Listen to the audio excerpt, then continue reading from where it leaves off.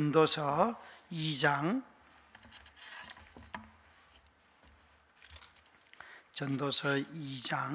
12절부터 26절까지 말씀인데요. 먼저 2장 12절부터 17절까지 말씀을 한번 읽고 그 다음에 또 끊어서 읽도록 하겠습니다. 2장 12절부터 17절까지 말씀입니다. 하나님의 말씀을 자막을 통하여서 표신 성경을 통하여 말씀을 읽겠습니다.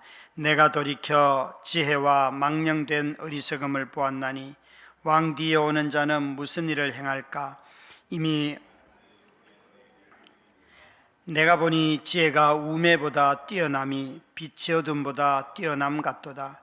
지혜자는 그의 눈이 그의 머릿속에 있고 우매자는 어둠 속에 다니지만 그들 모두가 당한 일이 모두 같으리라는 것을 나도 깨달아 알았도다. 내가 내 마음속으로 이르기를 우매자가 당한 것을 나도 당하리니 내게 지혜가 있었다 한들 내게 무슨 유익이 있으리요 하였도다. 이에 내가 내 마음속으로 이르기를 이것도 헛되도다 하였도다. 지혜자도 우매자도 함께 영원하도록 기억함을 얻지 못하나니 후일에는 모두 다 잊어버림지 오래될 것임이라. 오호라, 지혜자의 죽음이 우매자의 죽음과 일반이로다. 이러므로 내가 사는 것을 미워하였으니 이는 해 아래에서 하는 일이 내게 괴로움이요 모두 다 헛되어 바람을 잡으려는 것이기 때문이로다. 아멘. 오늘 제목이 내 삶을 미워하노라. 이 지금 전도자가 하는 말이에요. 방금 읽은 17절에도 내가 내 삶을 미워하노라, 18절에도 내가 한 모든 수고를 미워하였노니라고 전도자는 자신의 삶을 이렇게 말하고 있어요. 그래서 이걸 가지고 제목을 삼았습니다.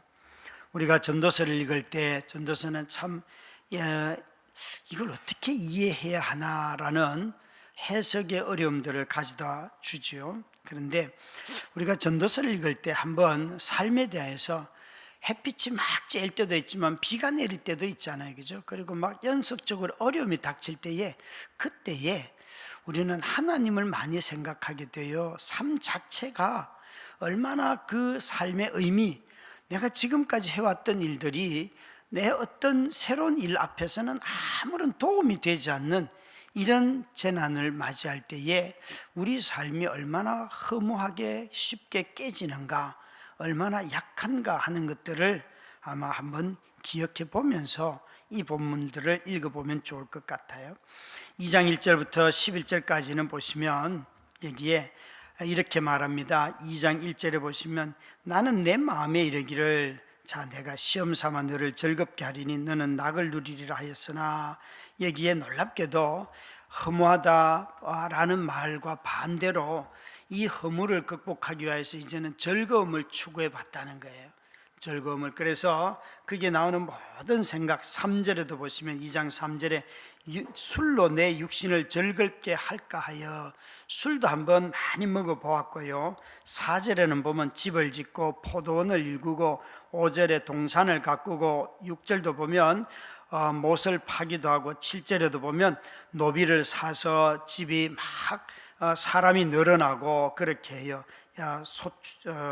소유가 증가하고 있죠. 8절에 보시면 여러분 은금과 왕들이 소유한 보배와 여러 지방의 보배를 나를 위하여 쌓고 노래하는 남녀들과 인생이 기뻐하는 처첩들을 많이 두었도다.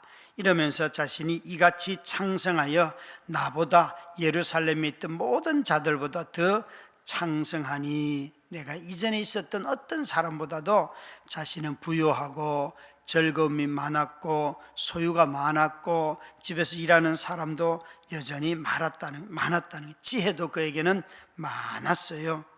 그런데 11절입니다. 11절 같이 읽습니다. 시작. 그 후에 내가 생각해 본 적 내 손으로 한 모든 일과 내가 수고한 모든 것이 다 헛되어 바람을 잡는 것이며 해 아래에서 무익한 것이로다. 자기가 이런 수많은 즐거움들을 다 누리고 난 뒤에 그 후에 내가 한번 생각해 보니까 내가 지금 한 모든 일과 내 손의 수고가 다 헛되어 바람을 잡는 것 같다, 무익하다. 여러분 아마 오늘 오면서 그래도 참 날씨가 추워졌고 바람도 제법 부는데 이런 성경 읽으면서 그래 바람을 한번 잡아봐야겠다 싶어서 손바닥을 펴고 바람을 이렇게 한번 잡아보시면 어떡해요? 아니면 설교 끝나고 집에 가다가 바람 한번 잡아봐야지. 잡히는 게 아무것도 없지만 그 공기의 흐름은 느낄 수가 있죠, 그죠?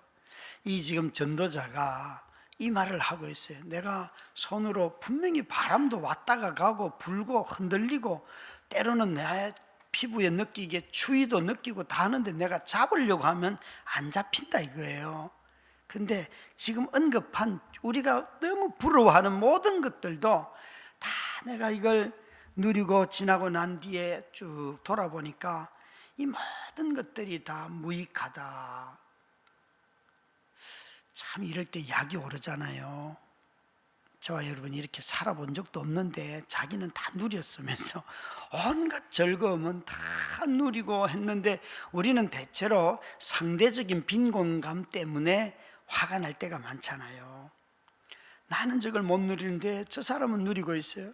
근데 지금 저자는 그걸 다 누리고 난 뒤에 내가 뒤를 돌아보니까 생각해 보니까 내가 한 모든 수고가 헛되고 무익하다. 이럴 때 좀 화가 나잖아요.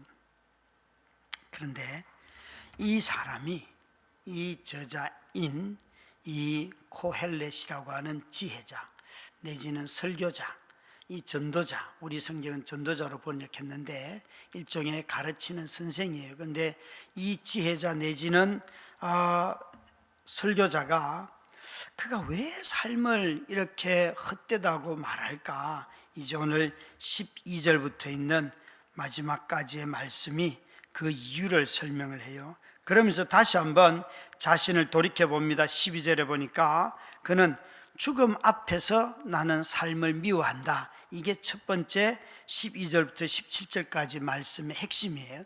내가 죽음 앞에 서 보니까 내가 살아왔던 삶의 그 모든 수고했던 것들이 내가 왜 이렇게 살았을까? 라는 후회를 하고 그래서 내가 살아온 삶을 미워한다는 거예요. 이 설명을 좀 잘 해야 합니다. 12절에 보시면 내가 돌이켜 지혜와 망령됨과 어리석음을 보았나니 자기 삶에 이런 게 있었어요. 내 왕이라고 하는 나 뒤에 오는 자가 무슨 일을 행할까? 도대체 내가 너무나 그 자신이 지혜로웠고 자신이 어리석었고 망령된 거 다 보고 난 뒤에 내 뒤에 오는 사람들이 나보다 지혜로운 사람도 없을 것 같고 그 사람이 와서 할 일도 없을 것처럼 자신은 너무나 인생에 많은 일을 했어요.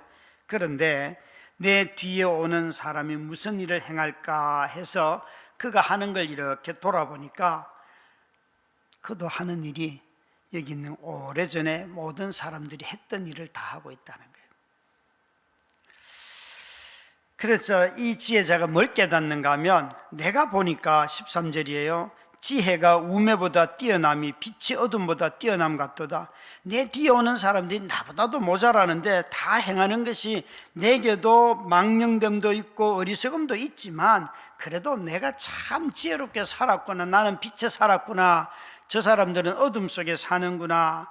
나는 어둠 속에 사는 사람들보다는 뛰어나다라고 생각을 그는 했어요.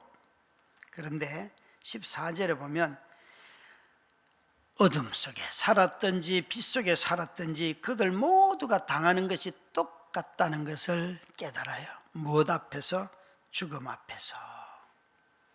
죽음 앞에서는 내가 좀 지혜롭게 살았으면 죽음이 피해가면 좋을 텐데 지혜로운 자에게는 죽음이 없다. 얼마나 좋습니까?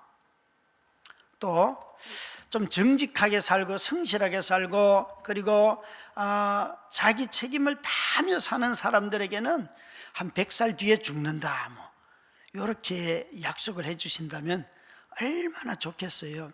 그리고 악한 인간들은 악을 한 10가지만 행하면 바로 그 자리에서 즉사한다 뭐 이런 말씀이 있으면 참 좋을 텐데 악한 인간들이 100살까지 살고 의롭게 살고 남을 돕던 사람들은 더 일찍 죽는 것을 보게 되고, 이런 일들이 우리 주변에 참 많단 말이에요. 여러분, 여기에 지금 이 전도자가 우리에게 뭘 말하는가 하면, 죽음 앞에서는 네가 지혜롭게 살았는지 미련하게 살았는지 죽음은 그런 거 묻지 않는다.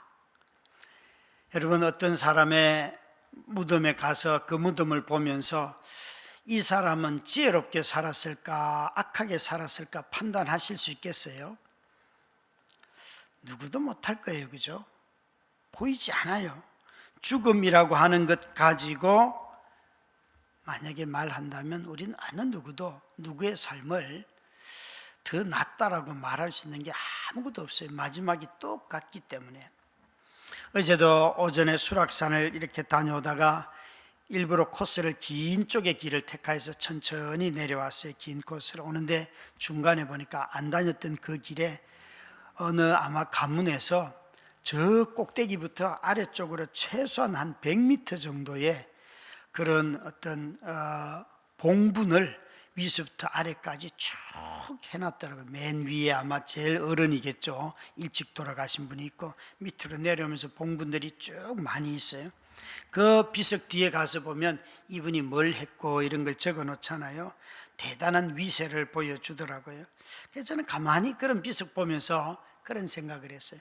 이 사람은 정말 악한 사람일까? 여러분, 그 비석의 후손들이 뭐라고 적어놨다고, 이분이 언제 무슨 관직에 있었습니다. 그 관직을 가지고 나쁜 짓을 했을까요? 아니면 거룩하고 의로운 일을 했을까? 이 죽음은 우리에게 있어서 삶이 유익하다 무익하다는 구분 자체를 아예 그냥 무효화시키는 힘이 있다는 거죠. 그래서 15절 16절에 그가 하는 말이 이것입니다. 너도 우매자도 죽고 지혜자도 죽는데 내가 지혜 있다 한들 내게 무슨 유익이 있으리요? 이에 내가 마음속으로 이르기를 이것도 헛되도다. 지혜자도 우매자와 함께 영원하도록 기억함을 얻지 못하나니. 어떤 지혜자를 누가 영원토록 기억합니까? 여러분, 후일에는 다 잊어버릴지 오래일 것임이라. 오호라, 지혜자의 죽음이 우매자의 죽음과 일반이로다. 그래서 삶을 미워한다는 거예요. 자신의 생각할 때는 거룩하고 성실하게 살면 삶에서 뭔가 보상이 있어야 되는데 이 죽음 앞에서 보니까 다 죽는다는 거예요. 이 지혜자가 그곳에서 서 있어요. 정의로운 사람은 정의롭게, 불의한 사람은 불의하도록 죽음을 통해서 나타나야 되는데 그게 아니라는 거죠. 우리 모두는 다 어떤 삶을 살아왔든지 다 죽음으로 끝이 납니다. 그래서 이 전도자처럼 지혜로운 사람도 또 우매한 사람도 빛 속에 살았든지 어둠 속에 살았든지 다 죽음을 경험한다는 거죠. 이 사람은 지금 거기서 멈춰 있는 거예요. 무덤 앞에서 보니까 인생은 내가 지금까지 의롭게 산 거 참 필요 없는 쓸데없는 짓을 했구나. 거룩하게 살았으면 죽지 않아야 되는데, 의롭게 살았으면 죽음을 맛보지 않고 영원히 살아야 되는데 다 죽는구나. 지금 이 얘기를 하고 있어요. 그래서 여러분, 우리가 이 전도서를 읽을 때 복음서와 함께 읽어야 해요. 복음은 우리에게 뭐라고 말해요? 너희의 삶이 지혜자든지 우매자든지 다 죽는 건 맞다. 아무리 지혜롭게 살아도 오늘 여기에 있는 12절의 말씀처럼 내가 돌이켜보니까 나는 지혜도 있었지만 망령됨도 있고 어리석음도 있었다. 삶에 미친 척하고 미쳐서 살았던 삶도 내게 있다. 참 어리석었다. 우리 인생은 다 이게 다 있어요. 그래서 신약 성경은 사람에게 죽는 것은 한번 정해진 것이요, 그 죽음은 다 있다고 성경은 우리에게 가르치죠. 그런데 우리에게 이 죽음을 뛰어넘는 영원으로 나아가는 이 전도자가 자신의 죽음으로 끝나는 인생을 보면서 내가 삶을 미워합니다라고 그렇게 말하는데, 이 복음은 우리에게 너희들의 그 마음, 삶의 정의를 추구하며 살아야 할 이유가 있는데 그것은 영생 때문이고 의로움 때문이다. 여러분, 부활은 하나님이 우리에게 주시는 의잖아요. 의. 우리에게 부활의 의에 관하여 말하는 사람을, 이 의라고 하는 것은 우리 모두가 우리 삶에서 추구하는 것들이잖아요. 그래서 하나님께서 우리에게 영원히 의롭다 하시는 것이 영생이란 말입니다. 여러분, 전도자가 죽음 앞에 서서 죽음이 끝이구나 생각했지만, 그러나 이 전도자처럼 설교자요 지혜자이셨던 예수님은 우리에게 아니다, 너희들의 삶의 죽음의 끝이 아니고 너희들의 삶을 아시는 하나님께서 부활을 통하여 우리를 의롭게 하시고 우리에게 이 영생으로 초대한다 라고 말씀하고 있습니다. 죽음이 끝이라고 말하는 사람들은 삶의 허무감 속에 살아가지만, 그러나 이 부활을 믿고 죽음을 이긴 사람들은 삶을 살아가야 할 이유가 있는 것이에요. 이 전도자는 또 죽음 앞에서 실망했습니다. 그가 18절부터 이제 23절까지 말씀을 같이 한번 보도록 하겠습니다. 같이 자막을 통하여, 표신 성경을 통하여 함께 말씀을 읽습니다. 시작. 내가 해 아래에서 내가 한 모든 수고를 미워하였노니 이는 내 뒤를 이을 이에게 남겨주게 됨이라. 그 사람이 지혜자일지 우매자일지야 누가 알랴마는 내가 해 아래에서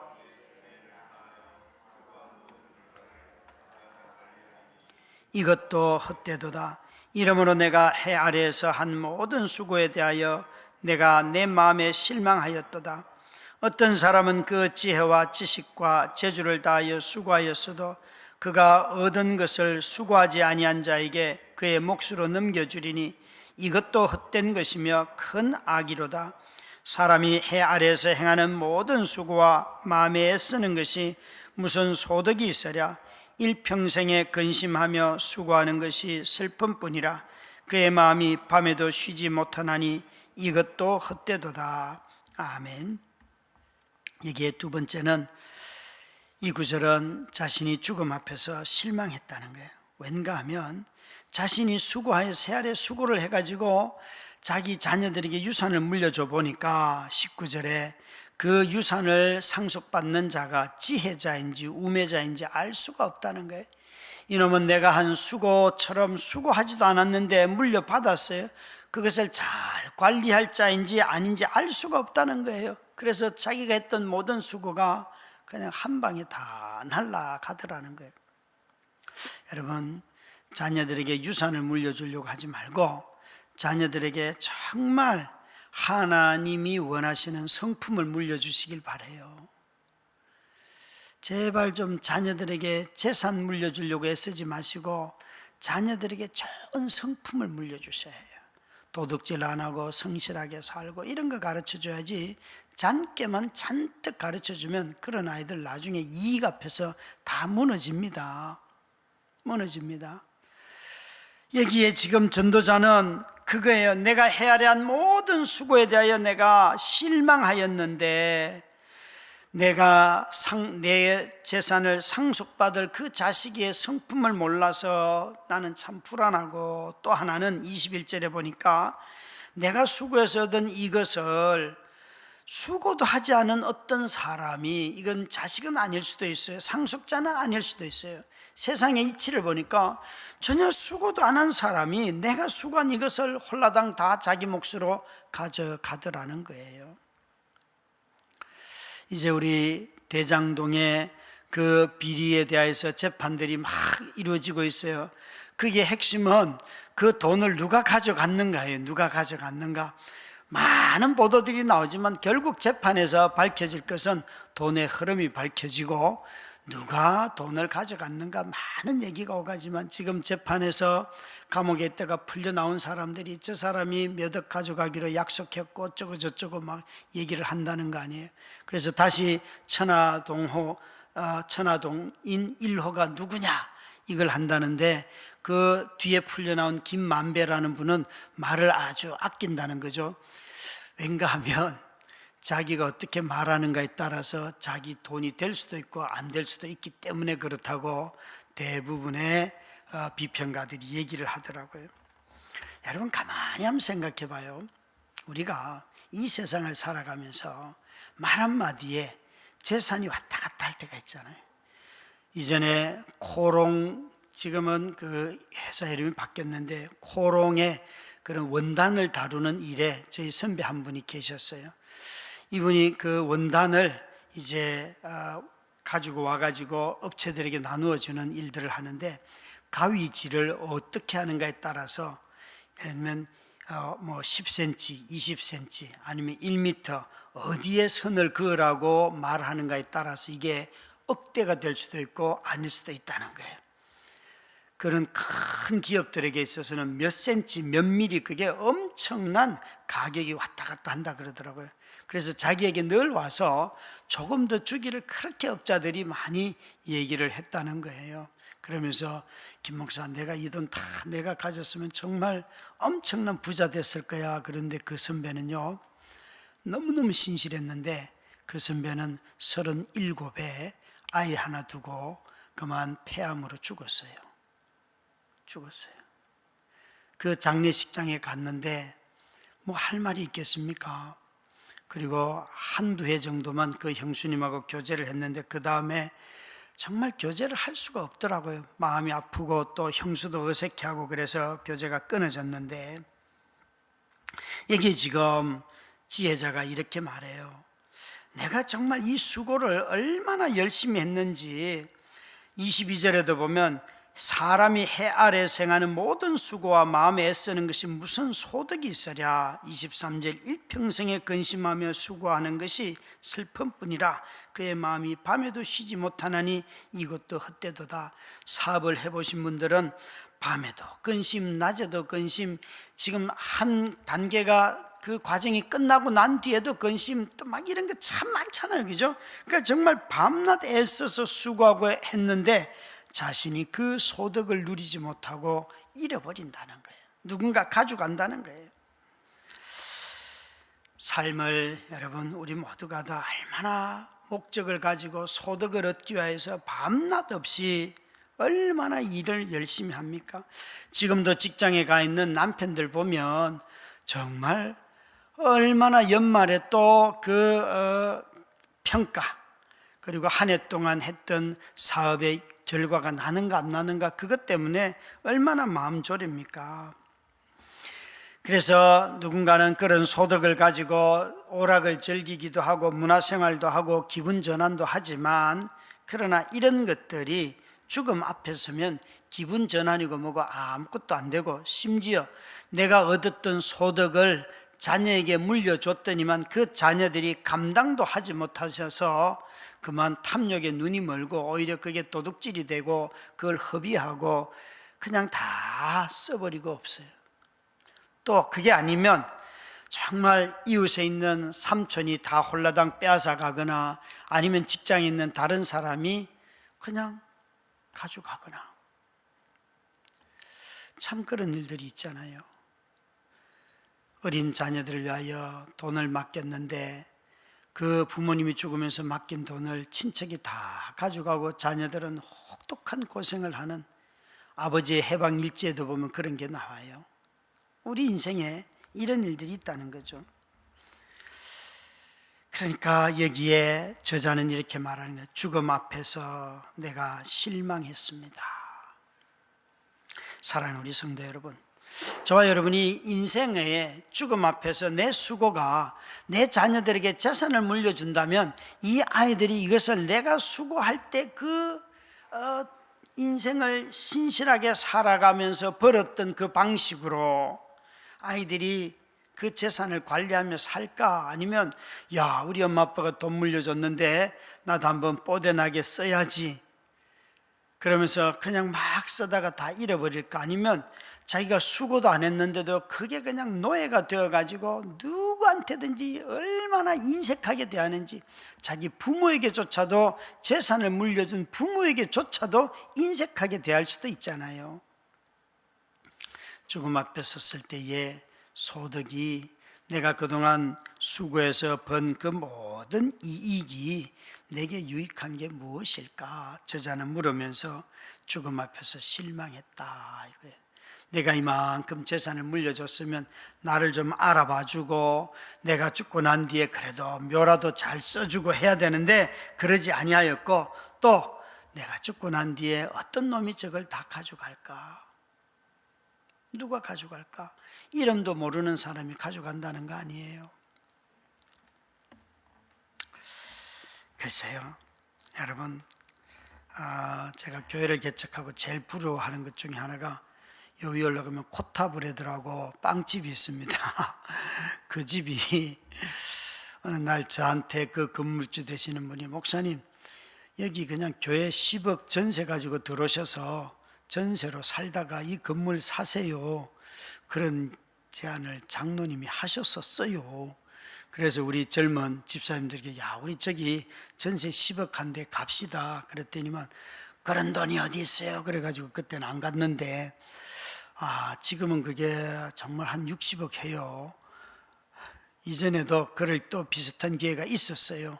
근데 우리는 뭐 그런 생각이 없어서 그때는 안 했는데, 볼 때마다 이런 생각이 들이, 저 빵집은 잘 되는데 교회가 돼도 잘 됐을 텐데, 이런 생각이 드니까 아쉬워요. 이제는 그런 시기는 다 지나갔습니다. 지나갔기 때문에 우리가 이 전도자처럼 죽음 앞에서 자신의 수고를 미워한다는 것은 그가 그 자신이 죽고 난 뒤에 남는 이익을 자식에게 준다 한들 그 자녀들의 성품을 알 수가 없고, 또 내가 죽고 난 뒤에 이걸 누가 가져갈지 자기는 모른다는 거예요. 자기가 수고해서 모은 모든 것이 그렇게 된다는 거예요. 그러니까 우리가 해야 할 일은 뭔가 하면, 우리는 죽음이 가져오는 이 한계를 깨닫고 너무 많은 돈을 벌려고 애쓰지 말고 우리의 유한성을 인정하며 죽음 뒤에는 이게 자식에게 가도 자식의 인생을 망치는 도구가 될 수 있고, 또 내가 죽고 나면 다른 사람이 내가 수고해서 모은 거 다 가져갈 터인데, 가져가고 나는 물려줄 사람도 없는데 내가 왜 이렇게 살까? 여러분, 다시 한번 생각해 봐요. 그래서 자식들에게 재산 물려주려고 바둥바둥 살지 마시고, 지금 자녀들과 함께 먹고 마시고 누리면서 살고 그 자녀들에게 좋은 성품을 물려주고 악이 무엇인지 미련한 게 무엇인지 깨닫고 그것을 행하지 않도록 가르치면서 사는 것이 부모들이 해야 할 일들이겠지요. 여러분, 죽음 앞에서 자기가 살아온 것을 실망하거나 자기 삶을 미워하는 그런 인생들이 되지 말기를 바랍니다. 뿐만 아닙니다. 이제 24절부터 끝까지 26절까지 함께 읽도록 하겠습니다. 같이 읽습니다. 시작. 사람이 먹고 마시고 수고하는 것보다 내가 이것도 본즉 하나님의 손에서 나오는 것이로다. 먹고 즐기는 일을 누가 나보다 더 해보았으랴. 하나님은 그가 기뻐하시는 자에게는 지혜와 지식과 희락을 주시나 죄인에게는 노고를 주시고, 그가 모아 쌓게 하사 하나님을 기뻐하는 자에게 그가 주게 하시지만 이것도 헛되어 바람을 잡는 것이로다. 아멘. 죽음 앞에서는 선물도 필요 없습니다. 솔로몬이 이렇게 지금 우리한테 자랑하고 있어요. 먹고 마시고 수고하는 것보다도 그의 마음을 더 기쁘게 하는 것은 없다. 나는 이렇게 살아봤다. 먹고 마시는 즐거움이 가득하게. 그런데 그래서 먹고 마시고 즐기는 일을 누가 나보다 더 많이 해보았는가? 여러분의 핸드폰 안에 저장되어 있는 사진을 보면서 나 여기도 가봤어요. 비행기 타고 저기 가봤어요. 할 게 많죠, 그렇죠? 많을 거라고 봐요. 근데 정말 그럴 사람 생각보다 별로 없어요. 아마 어쩌다 한 번 간 것 가지고 계속 우려 먹는 사람들이 많을 거예요. 제가 아는 어느 동료 목사님은 사진을 너무 잘 찍는 분이, 이분은 막 중학교 때부터 사진 찍는 게 취미였고 또 저 바닷가 근처에 살았는데 자기가 어릴 때부터 그 사진기를 가지고 찍어놓은 사진들이 쭉 있었어요. 그리고 어느 날 대학생 때 자기 집이 불이 나가지고 그 자기가 정리하는 모든 사진첩을 다 태우고 모든 걸 다 잃어버렸어요. 다 사라졌어요. 근데 그 다음에 보니까 이제는 사진을 안 찍더라고요. 사진을 안 찍더라고요. 정말 끝장까지 해보니까 그 다음에 잃고 난 뒤 안 하시더라고요. 아, 이런 것도 자녀를 가르치는데 좋은 방법이겠다 싶더라고요. 여러분, 자녀들 말 안 듣고 골치 아픈 애들 있죠. 저 가평에 가면 그렇게 교육하는 데가 있어요. 그래서 강남에 골치 아픈 자녀들을 많이 보내거든요. 대안학교인데 오면 애가 오면 너 뭐 하고 싶냐 그러면 뭐 하고 싶은 게 없다는 거예요.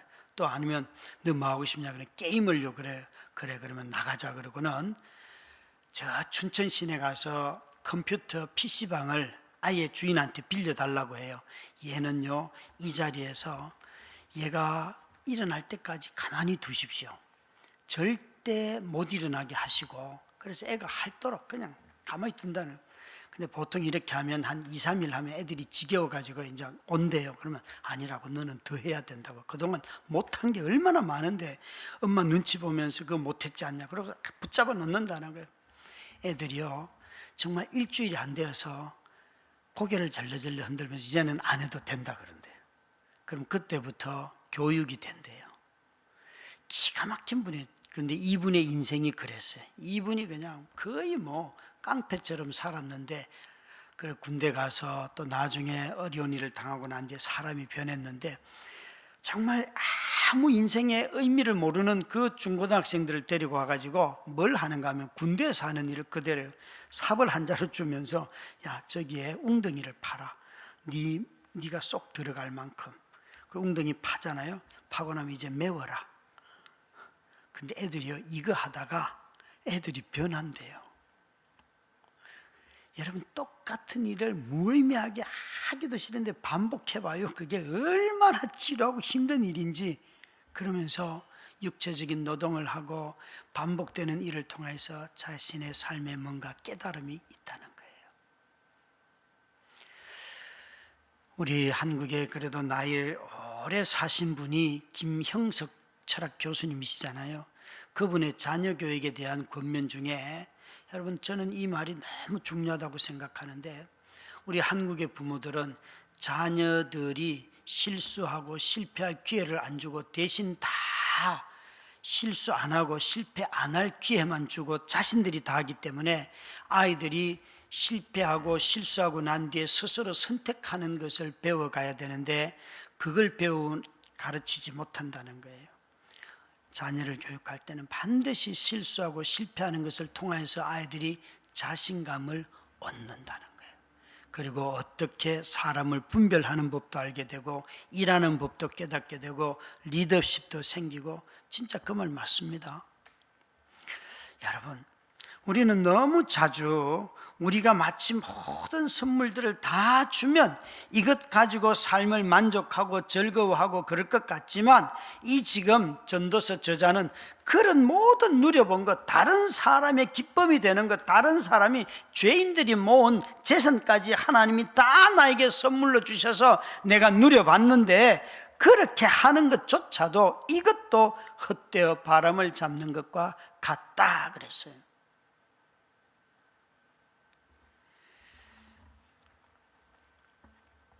선물을 너무 기뻐하지 마시기 바랍니다.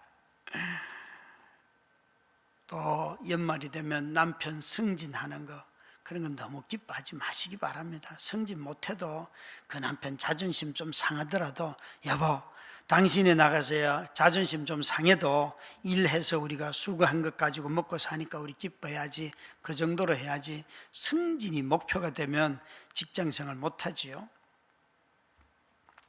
여기에 하나님이 주시는 선물 아무리 누려도 영원히 사는 사람 아무도 없습니다. 솔로몬이 그 얘기를 하는 겁니다.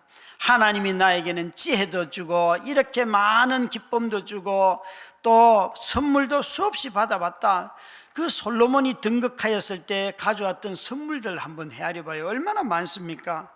그런데 솔로몬이 그렇게 말, 내가 그거 다 누려봤어도 그것 가지고 하나님 자신이 기쁨이신 하나님 그분과는 비교할 수도 없다. 선물 너무 기뻐하지 말고, 선물 그거 아무리 얻어 누리며 살아도 죽음 앞에 서면 우대받지 못하는 삶이다.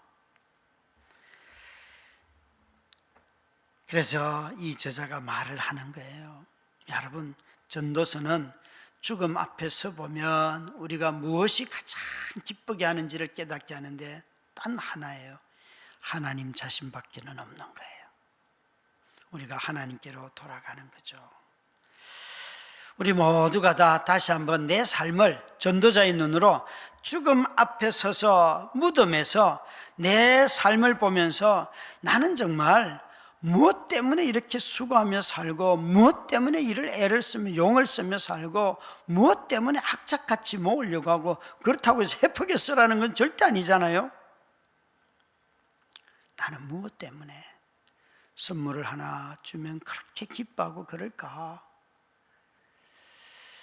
이 전도자가 자신의 죽음 앞에서 미워했던 삶을 우리는 우리에게 부활의 영생의 선물을 주시는 예수 그리스도 안에서, 영원하신 하나님의 나라 안에서 내 삶을 미워하라 하는 것이 제자의 삶이지요.